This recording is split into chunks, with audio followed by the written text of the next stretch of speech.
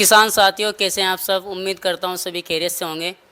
आज हम तैमूर भाई के आवास पर आए हुए हैं, जो कि एग्रीकल्चर से रिलेटेड काफ़ी जानकारी रखते हैं।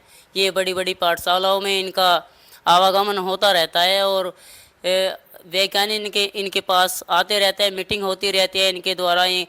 जहाँ पर कहीं मेला लगता है तो इनको बुलाया जाता है। तो खेती से रिलेटेड ये काफ़ी जानकारी रखते हैं। तैमूर भाई से बात करते हैं कि इस वक्त जो धान की खेती किसान कर रहे हैं उसमें किस किस चीज़ की ज़रूरत होती है और बुआई के समय क्या क्या गेरना चाहिए, और अगर कोई खेत कमज़ोर नज़र आ रहा है, धान कमज़ोर नज़र आ रही है, तो उसमें क्या गेरना चाहिए। तो मिलते हैं तैमूर भाई से और बात करते हैं और किसानों को जानकारी देते हैं। बहुत अच्छे जी। बहुत बहुत शुक्रिया आपका शाहिद भाई, आप हमारे आवाज़ पर आए। और आप सबसे पहले तो मैं आपका शुक्रिया इसलिए अदा करता हूँ कि आपने ये सही टाइम पे पर्सन मेरे से पूछा कि धान में कैसे इसकी तैयारी करनी चाहिए, कैसे इसका उत्पादन लेना चाहिए, उसकी मैं सारी जानकारी आपको दूंगा शॉर्ट में। क्योंकि सारी जानकारी अगर देंगे तो ज़्यादा लंबी हो जाएगी वीडियो। पर मेन मेन जो बात है, जो मेन मेन पॉइंट है, वो सारी मैं जानकारी आपको इस आपके चैनल के माध्यम से किसान भाइयों को पहुंचाना चाहता हूं। आपके दर्शकों का भी बहुत बहुत शुक्रिया अदा करता हूं जो आपके चैनल को देखते हैं और वे देखें इस चैनल को। इस पे सही सही जानकारी हम आपको देते रहेंगे। तो शुरुआत करते हैं हम धान की नर्सरी की। हम सबसे पहला हम अगर जैसे धान की नर्सरी हम पाड़ते हैं, वो 20-25 दिन की जब हो जाती है उसे जब ही लगानी चाहिए। क्योंकि ज़्यादा अगर बड़ी लगाएंगे तो वो भी बेकार हो जाती है। वो क्योंकि पौधा नर्सरी जो होती है जितनी कम दिनों की होगी इतनी अच्छी होगी, और ज़्यादा बड़ी वो फिर लगाने में भी मतलब बेकार हो जाती है, वो बड़ी हो जाती है। फिर उसकी या तो कटाई करके ऊपर से जब लगाना चाहिए। वैसे तो 20-25 दिन की नर्सरी किसान भाई को लगा देनी चाहिए, सही तरीका तो है ये। और किसान भाइयों, जैसे हम नर्सरी को अपने खेत से मतलब पाड़ते हैं, तो उससे सबसे पहला तरीका जो है, जैसे कार्बन डाइजाइम मैनकोजेब होती है, एक फंगीसाइड होता है। उसमें मतलब उसे पाड़ के उसे एक तसले में या किसी होदी में उसकी जड़ों को उसमें भेदो 10-15 मिनट के लिए, उसे डाल दो। अगर वैसे तो अगर मतलब कम टाइम के लिए बता रहा मैं, 10-15 मिनट तो। और जो ज़्यादा टाइम है तो 1 घंटा 2 घंटा रख दो तो और बढ़िया रिजल्ट आएगा उसका। क्योंकि ये क्या है, जब हम इसमें ये दवाई कार्बन डाइजामिन को जैव के घोल में से भेज देंगे तो इससे जो हमारे खेत में फंगस बीमारी है उस पौध में नहीं आने की। तो ये सबसे कम लागत में तरीका है और कम खर्चा होगा इसमें, और हमारे खेत में कोई भी फंगस से संबंधित बीमारी नहीं आने की। तो ये पहला तरीका तो ये हो गया। हमने जब ये पौध लगवा दो, लगाने के बाद हमारे किसान भाई क्या है, उसमें क्या करते हैं, यूरिया डाई भी गेर देते हैं। ऐसा नहीं करना चाहिए। उसमें जो है हमें डाई गेरनी चाहिए केवल।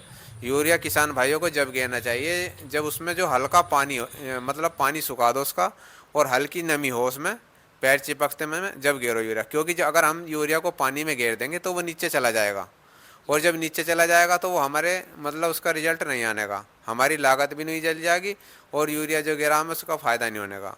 क्योंकि कुछ तो वो धूप के द्वारा उड़ जाएगा, कुछ जड़ों से नीचे चला जाएगा। जब जड़ों से नीचे चला जाएगा तो यूरिया काम नहीं करने का।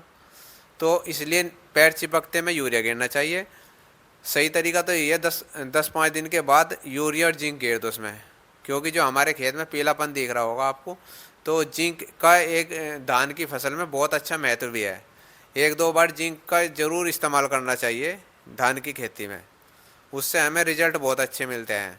और जिंक इतना महंगा भी नहीं आता, सस्ता ही आता है। और एक जानकारी और दूंगा आपको, जिंक जो है हमेशा यूरिया के साथ ही गिरना चाहिए, डाई के साथ नहीं गिरना चाहिए। कुछ कुछ किसान भाई क्या करते हैं, यूरिया मिला लिया और डाई भी मिला ली और जिंक भी गिर दिया। इससे क्या होता है, आपस में यूरिया के साथ जो है हमने जैसे जिंक मिला तो वो तो फ़ायदा करेगा आपको। और जो अगर डाई के साथ जिंक मिला दिया तो वो आपस में लड़ जाते हैं और ख़त्म हो जाता है। मतलब जैसे दही पट जाती है, तो हमारी ना तो डाई काम करने की ना जिंक काम करने का। तो हमेशा जो ये जो है डीएपी के साथ जो है हमें जिंक नहीं गिरना चाहिए। जिंक को जो है यूरिया के साथ ही गिरना चाहिए। ये बहुत अच्छी जानकारी है, इसे सभी भाई इस्तेमाल करके देखें और बहुत अच्छा आपको फ़ायदा होगा इससे। एक हमारे किसान भाई क्या करते हैं, उसमें लगाते ही कीटनाशक का स्प्रे कर देते हैं। ये भी बहुत गलत है। क्योंकि जब हमने लगाया है तो कम से कम 10-5 दिन में तो वो जड़ पकड़ेगा, जब भी कीटनाशक का प्रयोग करना चाहिए। और जब उसमें कोई कीट या बीमारी दिखे हमें जब भी इस्तेमाल करना चाहिए। आधा दिन जो इसमें दवाई गेरते हैं उसका भी कोई फ़ायदा नहीं है। और एक किसान भाई, जब हमारी धान की फसल समझो उसमें बाली निकलने को हो जा, मतलब गाबा कह देते हैं, जब गाबा आवे उसमें कीटनाशक का इस्तेमाल जब जरूर करना चाहिए। हमारे किसान भाई क्या है, जब उसमें गाबा आता है जब तो वे इस्तेमाल करते नहीं, शुरू में ही कीटनाशक लगा देते हैं, और फिर जो है उसका रिजल्ट इतना जो है दवाई का ख़त्म हो जाता है।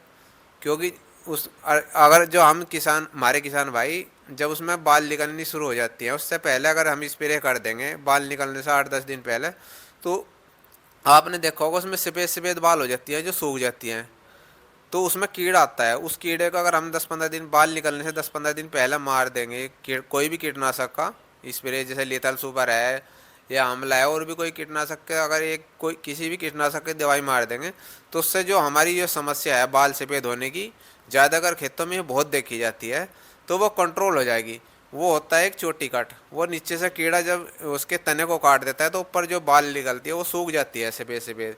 उस टाइम पे हमारी बाल में दाने भी नहीं पड़ते, वो पटासी बन जाती है, उससे किसानों को बहुत नुकसान होता है।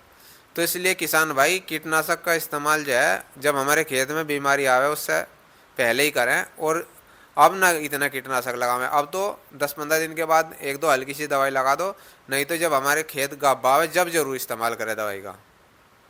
ठीक है जी, इसी के साथ अपनी बात को समाप्त करता हूँ। शुक्रिया। तो किसान साथियों, आपको कितनी अच्छी जानकारी दी तैमूर भाई ने।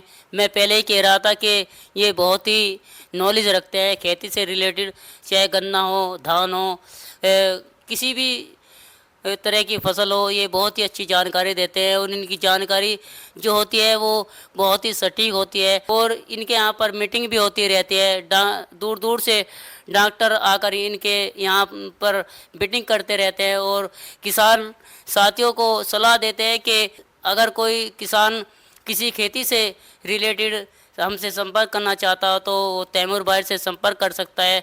वो सारी जानकारी आपको डिटेल से दे सकते हैं।